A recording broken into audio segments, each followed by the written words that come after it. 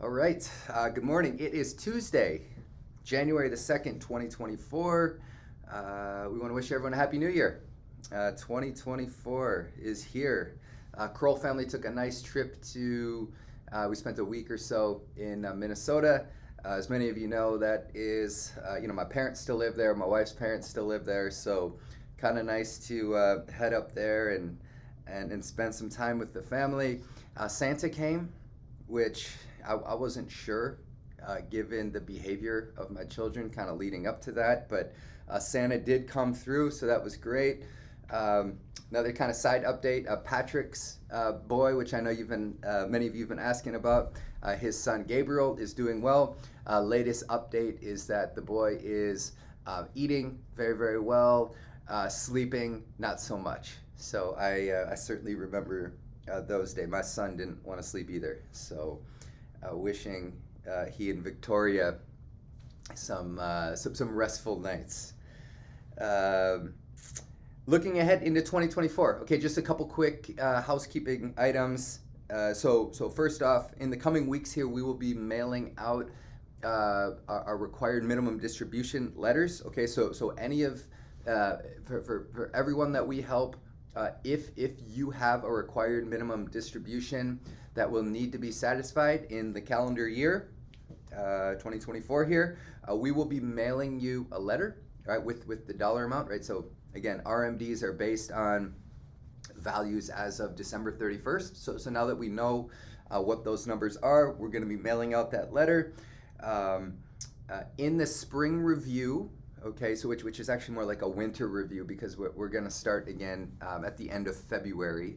But at that time, we'll go over in great detail kind of the strategy, how we want to attack your RMD for the calendar year. But by all means, those of you that have been writing qualified charitable distributions out of IRAs, you can certainly continue to do that. As always, just let us know if you're going to write a check that is atypical, right? So something that if it's not just your typical monthly giving, so just something that's out of the norm, let us know just so we can ensure you have enough cash right in the account that's not invested for that check. The other item that we will be mailing out in the near future will be what we call our 1099 letter, okay, that we always send out.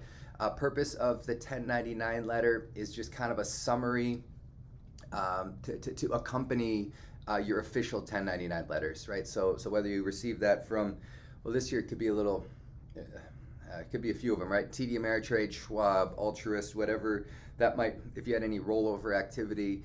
It could be a number of 1099s this year. So again, our 1099 letter is just meant to be kind of like a summary to help your accountant or tax preparer, CPA, as they navigate and as they're preparing your taxes, right? So as always, we strongly recommend you provide a copy of that letter that's why we mail two of them, one for you, one for your tax preparer, just so they have a better understanding of what's going on, right? So things we always include on there are like qualified charitable distributions, right?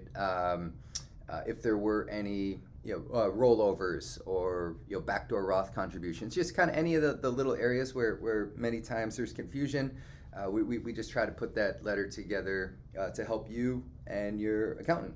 So just looking back at 2023, gosh, what a year for capital markets, right? So looking back in January, inflation was 6.5%, right? Which that was already down, right? So inflation peaked in 2022, right? A little north of 9%. But even when we started just this last year, 12 months ago, 6.5% inflation, tremendous pessimism in the marketplace, and then like we've been over, right? You just, as soon as inflation started to cool, the yield curve.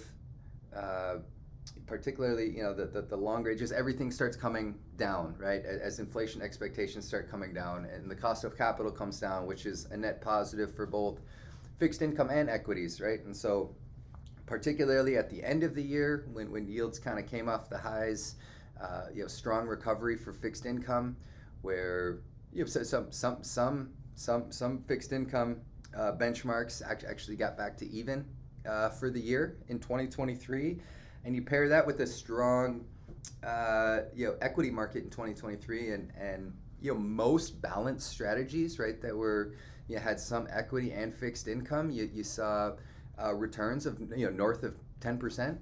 So in the double digits, which for most moderate to moderate conservative investors, obviously a 10% return is most people are pretty happy with. So that was fun to see.